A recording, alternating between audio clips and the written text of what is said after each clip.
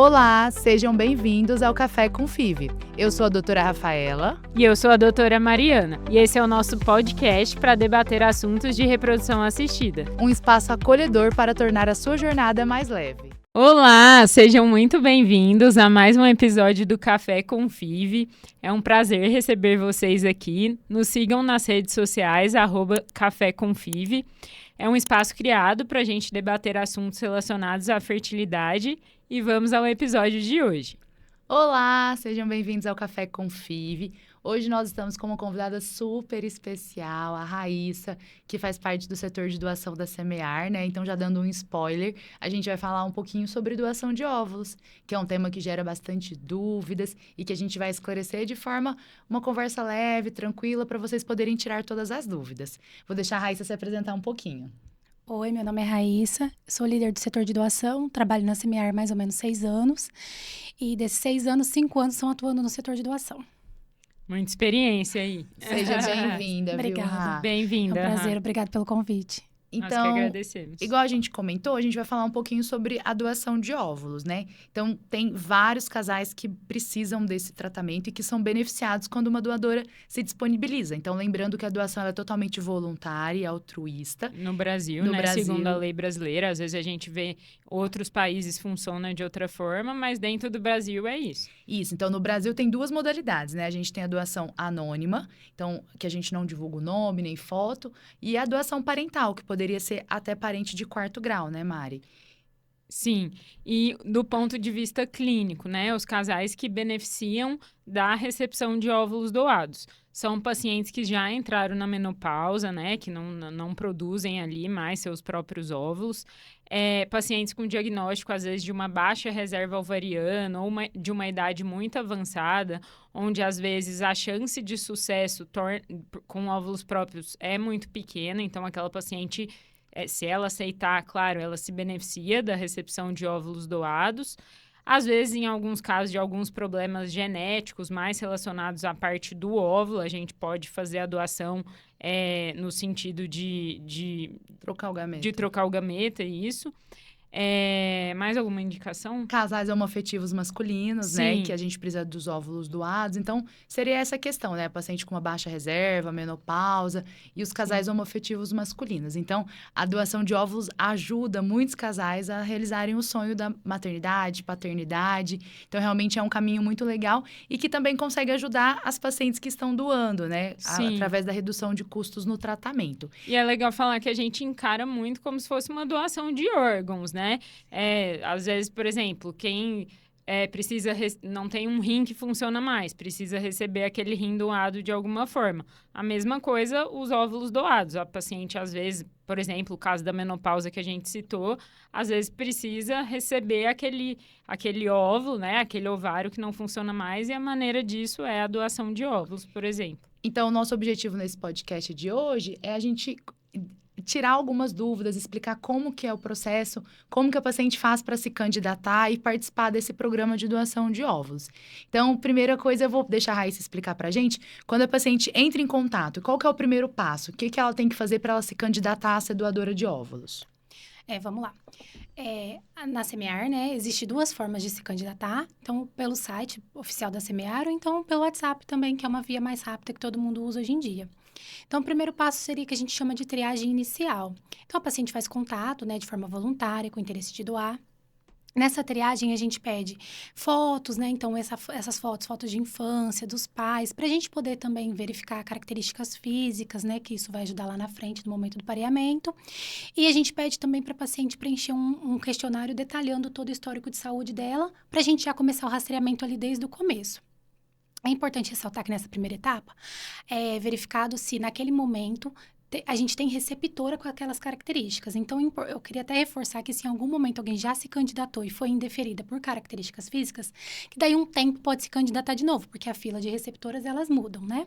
Isso é muito legal, porque pra gente, a doação de óvulos na Semear, a gente utiliza óvulos a fresco, né? A gente não trabalha com óvulos congelados. Então, por isso que depende também desse pareamento com a receptora. Então, pode ser que nesse momento não tenha uma receptora compatível, mas daí 3, 6 meses a gente tenha.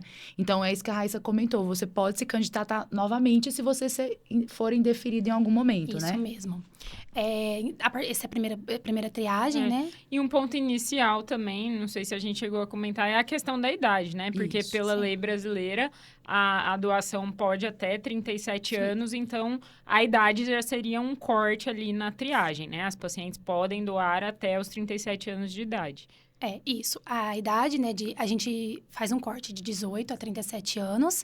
Sim. E aí tem as questões de saúde, né, que é importante ter uma boa saúde e uma boa reserva ovariana para doação. E aí, para avaliar essa reserva ovariana, né, a gente tem 2 exames. Então, a gente pode fazer ultrassom com contagem de folículos antrais ou a dosagem do antimileriano, que é um exame sanguíneo que avalia a reserva ovariana. E que isso também pode ser um critério, porque, por exemplo, se a paciente tem uma reserva muito baixa, né, aí ela ficaria mais difícil dela conseguir doar os óvulos pela baixa quantidade de folículos e de óvulos que ela vai ter naquele ciclo, né? Então, realmente, a avaliação da reserva ovariana é muito importante. A boa reserva é um dos critérios para ser doador. Tá. E aí, como a gente comentou, a doação ela é totalmente anônima. Então, a gente nunca divulga o nome nem foto daquelas doadoras, né? Mas a gente vai ter uma listinha com as características. E uma das etapas é passar com uma entrevista com o setor de doação, que é onde a gente constrói essa ficha, né? Que a gente fala ficha de características, de uma forma bem anônima, para que a receptora e a doadora não tenha nenhuma informação pessoal. Então, não é divulgado fotos da doadora, nenhum documento que possa ser identificado que você está doando óvulos. E nem é permitido pelo CFM, né? A nossa diretora clínica, né, da CMEAR, ela já fez essa pergunta ao CFM se é possível divulgação de foto, porque as pacientes pedem muito, né? E o Conselho Federal de Medicina respondeu que não é. Então, é totalmente anônimo e não é permitido ver fotos. Sim, isso né? Não é a gente, é o Conselho sim, de isso Medicina. A doação da CMEAR, ela segue totalmente a regulamentação do CFM da Anvisa. Sim. E aí, Raíssa, o que exclui uma doadora do processo, assim? O que tem de algum ponto de corte ali, por exemplo, IMC, se isso, a paciente já não pode se candidatar, algum problema de saúde, algum exame alterado, né? Tem alguns critérios que a gente exclui a doadora? Que já exclui, assim, na seleção? A princípil, a idade, né? Uhum. O IMC é uma coisa interna da CMEAR, por conta da questão do risco da punção, né? Sim, então, a gente regulamenta... Eu concordo. Uhum. IMC até 35, então se a pessoa tem um IMC acima de 35, não é que ela está excluída da doação. A gente orienta a questão de uma atividade física, né, para poder abaixar esse IMC, para que a punção seja feita com segurança. A gente vai comentar mais para frente, mas o estímulo e o procedimento em si não é isento de riscos, né? Então, se a paciente é obesa, ela soma risco para aquele procedimento ali. Então, é na tentativa de minimizar esses riscos. Isso é uma segurança para a doadora. Sim. Né? Uhum.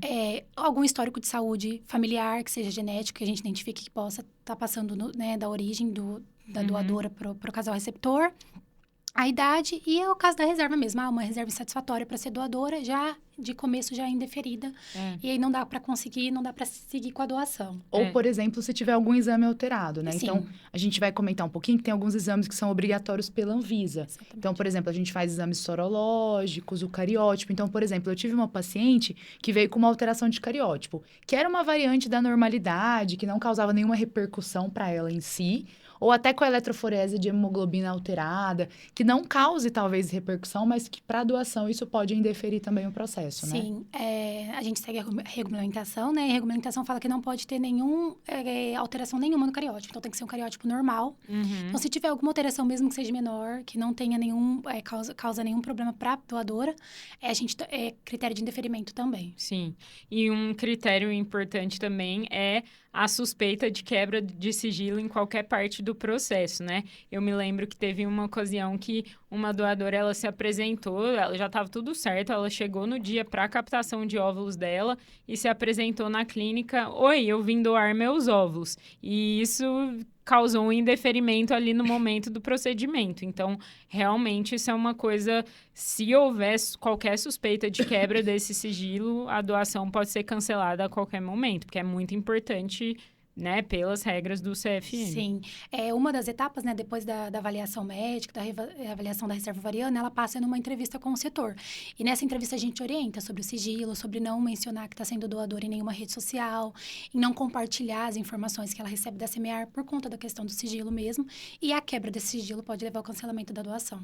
E outra coisa é que a doação é totalmente voluntária, né? A paciente também, em qualquer momento do processo, ela pode desistir, se ela não se sentir segura ou tranquila, ela poderia não decidir não fazer aquela doação naquele ciclo, né? Então, a gente deixa isso bem claro e a paciente à vontade no momento que é melhor para ela iniciar, a logística, às vezes, de viagem. Então, que é totalmente voluntário. Quando ela vai iniciar, como, a gente deixa a paciente bem tranquila em relação a isso. Sim, é totalmente possível, né, fazer uma doação com atendimento online, né, todo o processo, mas no momento da captação, a paciente precisa se deslocar e vir até a semear, ou na unidade de Ribeirão Preto ou na de Jundiaí. Então, sim, elas podem desistir a qualquer momento do processo, elas têm que estarem confortáveis, né, tem que estar com certeza do que está fazendo, e sim, ela pode, com essa questão de logística para vir, para doar, para organizar a vida pessoal, então, às vezes, elas podem desistir no processo, sim, isso é normal.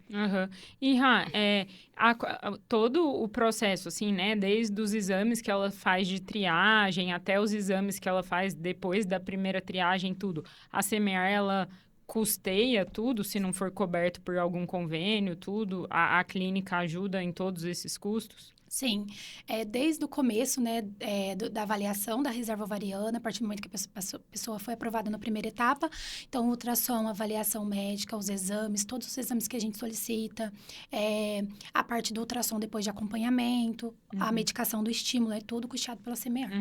E se ela precisa ficar alguns dias na cidade onde ela colheu, né, seja Jundiaí ou Ribeirão, a custo da hospedagem, tudo por conta da clínica, assim. Sim, aquelas pacientes o tempo que ela precisa, sim, né? que elas por indicação uma médica. reserva grande. Isso, Sim. quando elas têm uma possível estímulo, uma possível hiperestímulo, e a paciente necessita ficar ou em Ribeirão, ou em Jundiaí, aí a Semear também custeia. Ah, legal.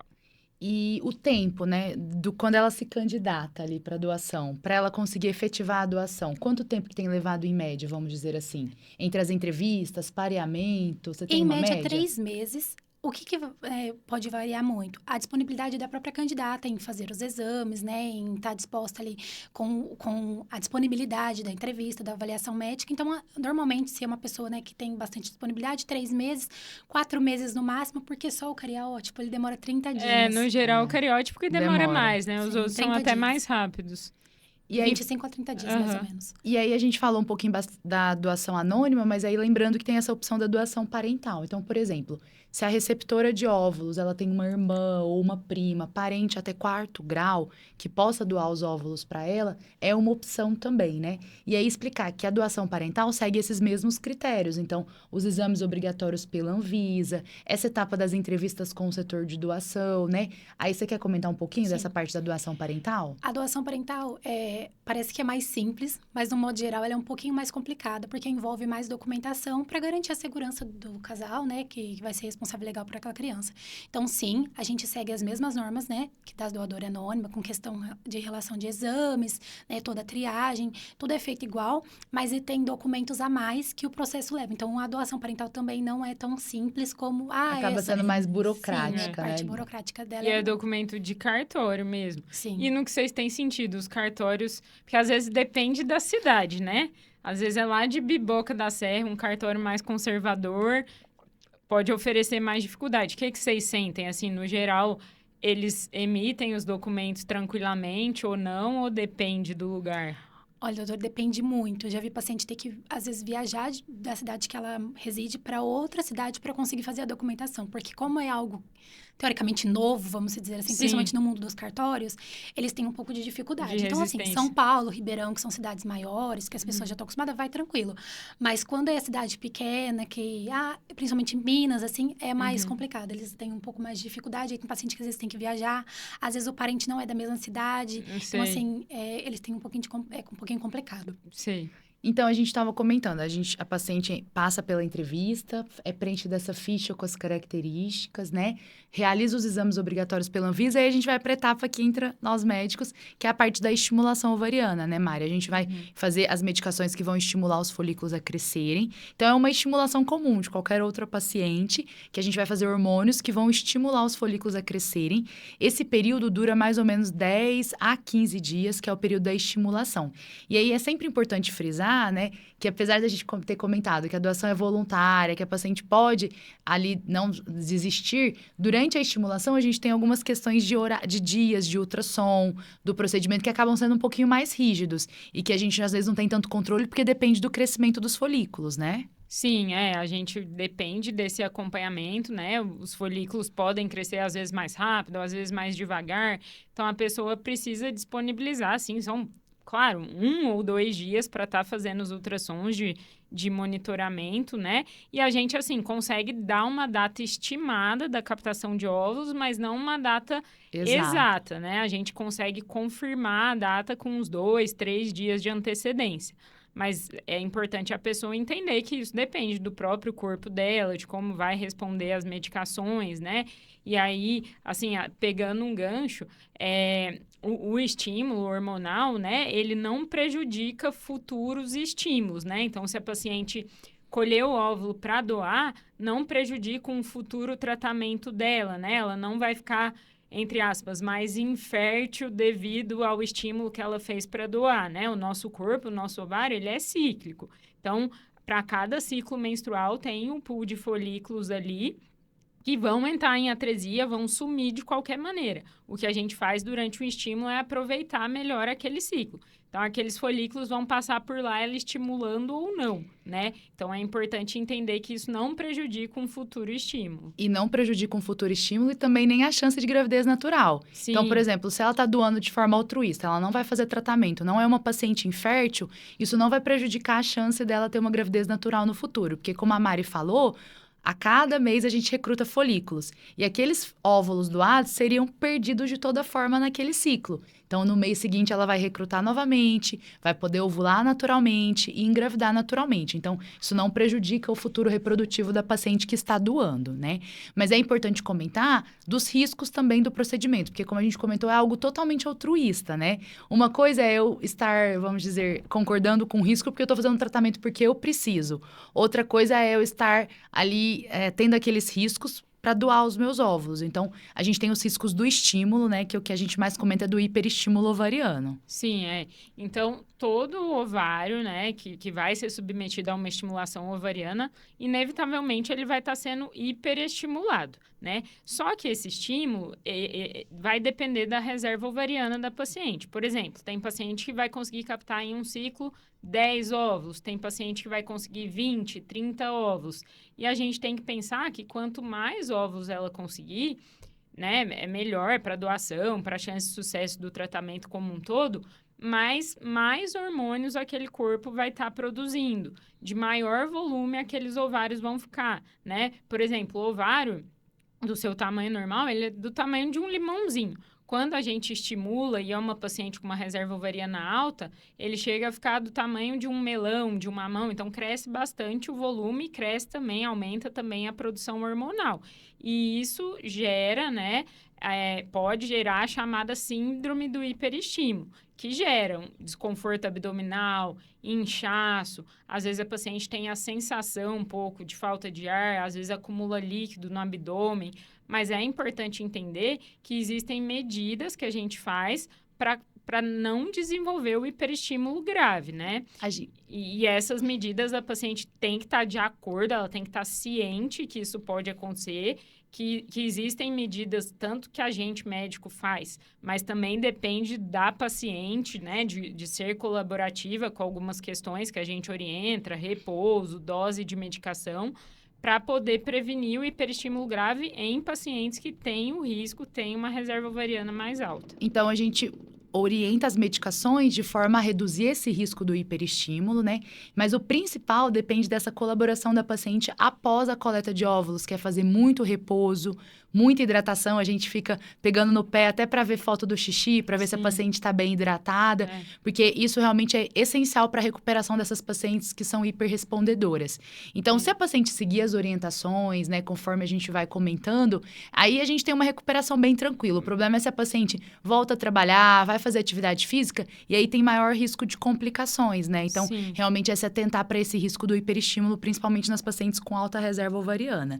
E tem os riscos também do procedimento, procedimento, né? Então, a punção folicular, a gente entra com uma agulha guiada por ultrassom ali no fundo do saco vaginal e todo o procedimento, até você fazer um procedimento dermatológico tem risco. Então, a punção também tem risco de perfuração, lesão vesical, que é a lesão da bexiga. Então, a gente sempre orienta as doadoras desses riscos adicionais do procedimento, né? Sim, risco de sangramento, de lesão de órgãos. Lógico que são riscos Raríssimo. muito reduzidos, né?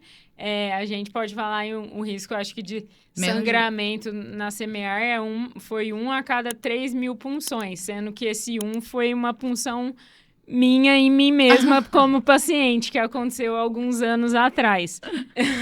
Mas que deu tudo certo, tô viva aqui. Mas, só para ilustrar que nenhum procedimento é isento de risco. E aí a paciente faz essa doação de óvulos, né, Ra? E ela tem algo que possa ajudar no tratamento dela? Sim. É importante lembrar, né, que todas as doadoras, elas têm uma redução no custo do tratamento. E a doação não é só para aquela pessoa que quer fazer FIV, né? Então, aquelas pessoas que querem congelar óvulos, né, também pode fazer a doação para estar reduzindo o custo do tratamento. Então, a gente aceita a doação de qualquer pessoa claro que se inclua, né, em todos os critérios, mas independente de qual o tratamento que ela queira fazer.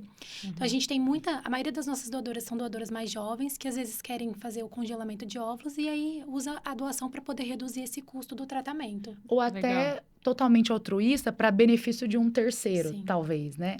A gente tem muito caso de uma irmã, uma prima, né, que precisa da FIV, e aí tem uma irmã mais jovem, ou uma prima mais jovem que faz a doação e aí consegue abater esse custo no tratamento daquele parente, daquela amiga. Para ajudar terceiros, Sim, né? para ajudar terceiros. Uhum. Bom, então, a pessoa que vai doar óvulos, né? É importante ela entender que quando ela vai doar,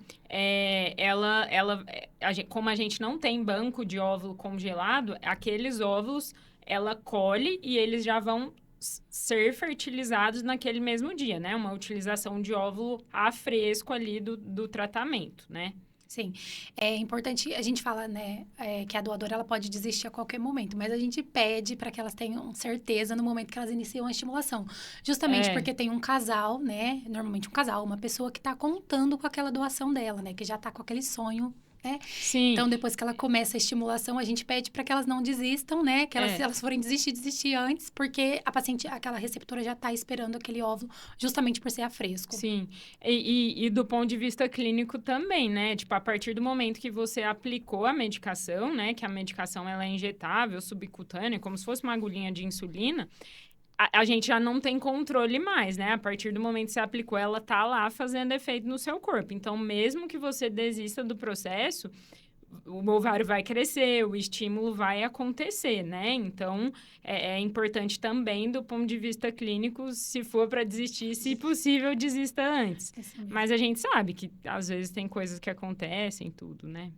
A gente é bem flexível com isso, com relação a problemas pessoais. A gente sempre tenta dar um jeito, porque a gente sabe que a doação de óvulos é muito importante. Tem muitas pessoas aguardando o óvulo, mas às vezes acontece mesmo, da paciente desistir mesmo depois de ter iniciado o processo. E é realmente um tratamento que ajuda muitas pessoas, né? Eu acho que a gente agora comentar um pouquinho desse benefício, porque são tantos casais que são beneficiados com a doação de óvulos, então pacientes que às vezes não teriam a possibilidade de engravidar naturalmente, que não conseguiriam ter sua prole, e aí conseguem através da doação de óvulos. Então, se você puder, né? Se você tiver esse desejo, é um gesto altruísta muito legal, né, Raíssa? Sim, e você está ajudando a realizar sonhos, né? Eu acho que isso sim. É o mais bonito, assim, do trabalho do setor de doação, da doação mesmo, porque todo dia você vendo o sonho de alguém sendo realizado.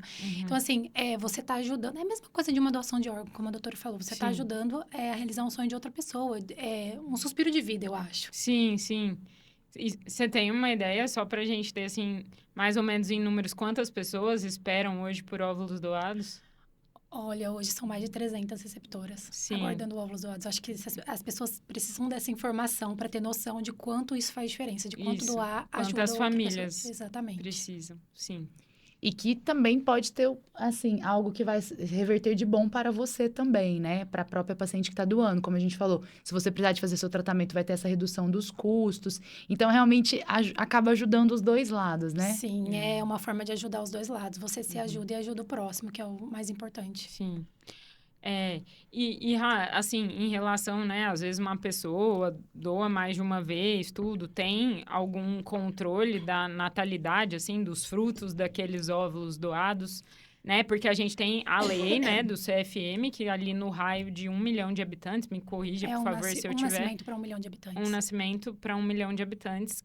Então, existe esse monitoramento da nossa clínica, né? Sim, a gente faz todo esse monitoramento.